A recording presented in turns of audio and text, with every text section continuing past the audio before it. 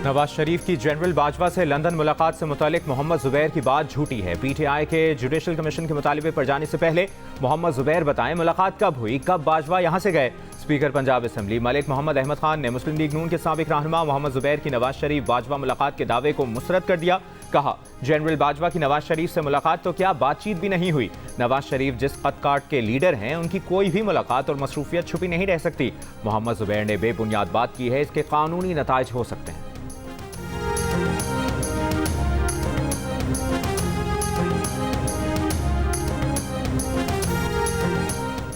मखसूस नशिस्तों से मुतालिक आइन वाज़ेह है। आइन से हटकर कोई भी जज फैसला नहीं दे सकता। किसी पर ऐसे उंगलियां ना उठाएं। तहरीक इंसाफ को हमने कहा था इलेक्शन ना कराएं। इमरान खान बतौर वज़ीर आज़म भी इलेक्शन कमीशन पर असरअंदाज हो रहे थे। पीटीआई की मिन्नत की थी इलेक्शन कमीशन ने कि इंतखाबात करा लें। 8.5 लाख तहरीक इंसाफ के मेंबरान का हक कहाँ गया। मखसूस नशिस्तों के केस में चीफ जस्टिस का सुन्नी इत्तेहाद काउंसिल के वकील से सवाल। जस्टिस जमाल मंदोखेल ने कहा कि जिस सियासी जमात ने इंतखाबात लड़ने की जहमत ही नहीं की उसे मखसूस नशिस्तें कैसे मिल सकती हैं। जस्टिस अतर मिनल्लाह ने कहा कि मैंने इलेक्शन कमीशन का इंतखाबात से कबल आने वाला फैसला पढ़ा। जब पीटीआई से निशान ले लिया गया तो पूरा मामला कन्फ्यूजन का शिकार हुआ। पीटीआई निशान के बगैर कैसे इंतखाबात जीत सकती है। जस्टिस मुनीब अख्तर का कहना था कि इलेक्शन कमीशन ने पीटीआई उम्मीदवारों को सुप्रीम कोर्ट फैसले के सबब आज़ाद उम्मीदवार करार दिया। ये तो बहुत खतरनाक तशरीह है।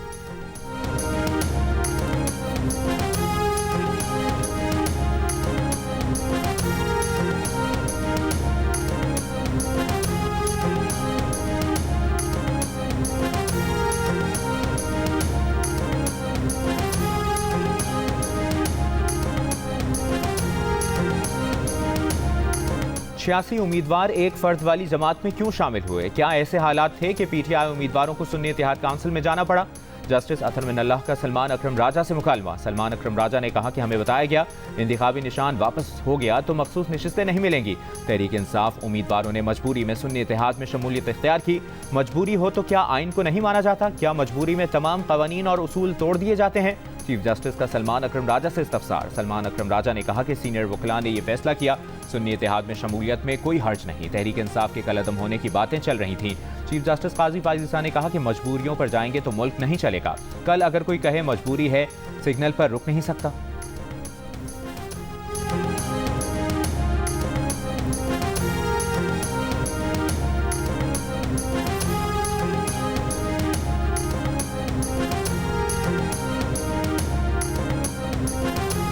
ये मखसूस नशिस्तें हमारी पार्टी का हक हैं। हमें उम्मीद है हमें जारी 77 सीटें मिलेंगी।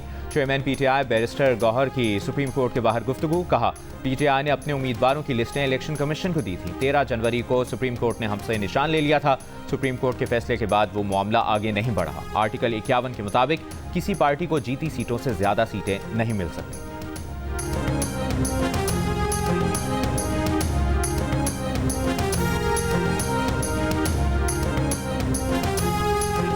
बानी पीटीआई ने नाअहली के खिलाफ ज़ेर इल्तवा अपील की जल्द समाअत के लिए सुप्रीम कोर्ट से रुजू कर लिया। बानी पीटीआई के वकील अली जफर की जानिब से दायर दरखास्त में बानी पीटीआई की नाअहली के खिलाफ दायर अपील को जल्द समाअत के लिए मुकर्रर करने की इस्तदा। दरखास्त में कहा गया है कि इलेक्शन कमीशन के फैसले के खिलाफ इस्लामाबाद, लाहौर हाई कोर्ट्स में मुकदमात ज़ेर इल्तवा है। सुप्रीम कोर्ट में ज़ेर इल्तवा केस की वजह से हाई कोर्ट्स में कार्रवाई आगे नहीं बढ़ पा रही। नाअहली की वजह से बानी पीटीआई मेंबर असम्बली ना चेयरमैन पीटीआई मुंतखब हो सकते हैं। ज़ेर इल्तवा अपील की वजह से बानी पीटीआई ज़िमनी इंतखाबात में हिस्सा नहीं ले सकते। बानी पीटीआई ने नाअहली के खिलाफ 10 जनवरी 2024 को सुप्रीम कोर्ट में अपील दायर की थी।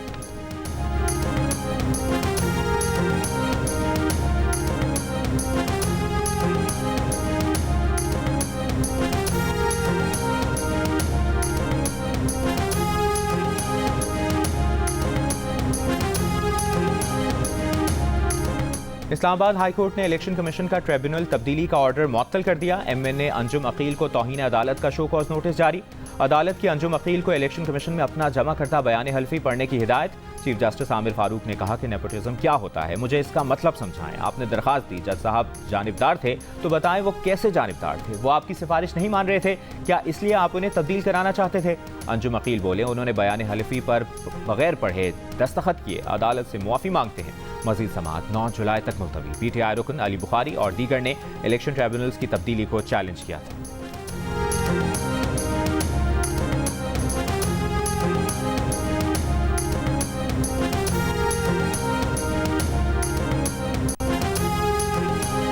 तहरीक इंसाफ के अरकान का पार्लियामेंट हाउस से सुप्रीम कोर्ट तक मार्च। बैरिस्टर गौहर और असद कैसर की क़यादत में अरकान असम्बली का बैनर्स उठाकर बानी PTI की रिहाई का मुतालबा।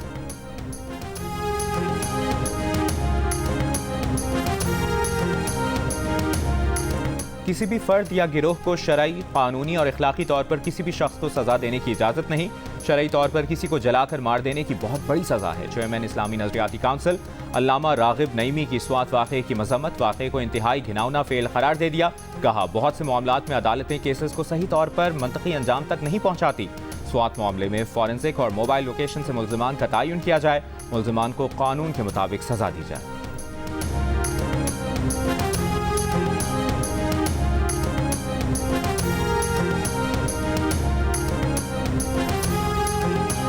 स्वात में तौहीन मजहब के इल्ज़ाम पर एक शख्स को पुलिस हिरासत से छीन कर जिंदा जलाने और थाने में आग लगाने के मुकदमे में मतलूब अहम मुल्ज़िम को गिरफ्तार कर लिया गया। मुल्ज़िम को आज इंसदाद दहशतगर्दी स्वात की अदालत में पेश किया जाएगा। मुकदमे में पहले से गिरफ्तार 23 में से 21 मुल्ज़िमान भी आज ATC स्वात में पेश किए जाएंगे। हंगामा आराई और जलाओ घेराव के मुकदमे में मजीद 10 मुश्तबा अफराद को भी हिरासत में लिया गया।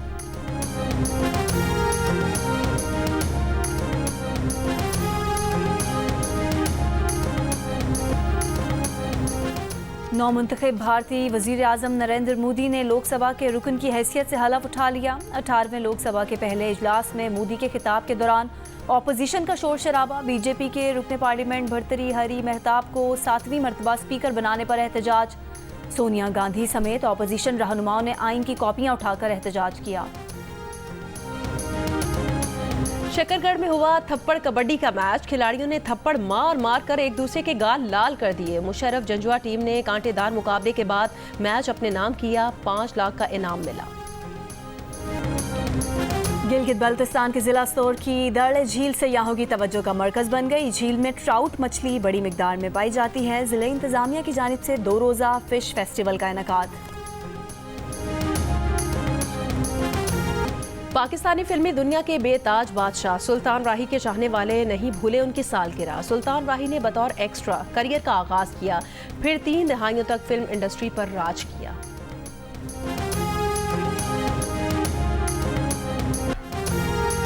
फ्रांसीसी फैशन के 100 बरस मुकम्मल होने का जश्न। पेरिस ओलंपिक्स के इनेकाद से 1 महीने कबल अमरीकी फैशन मैगजीन वोग का फैशन शो का इनेकाद। पेरिस का तारीखी मकाम पैलेस वैंडोम कैटवॉक के लिए रनवे में तब्दील। सेरेना विलियम्स, जीजी हदीद समेत दुनिया भर से फैशन मॉडल्स और एथलीट्स की शिरकत।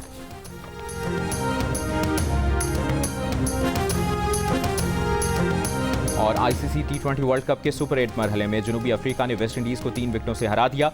ग्रुप 2 से जनूबी अफ्रीका और इंग्लैंड की टीमों ने सेमीफाइनल के लिए क्वालिफाई कर लिया। ग्रुप 1 का अहम मैच आज भारत और ऑस्ट्रेलिया के दरमियान शाम 7:30 बजे खेला जाएगा।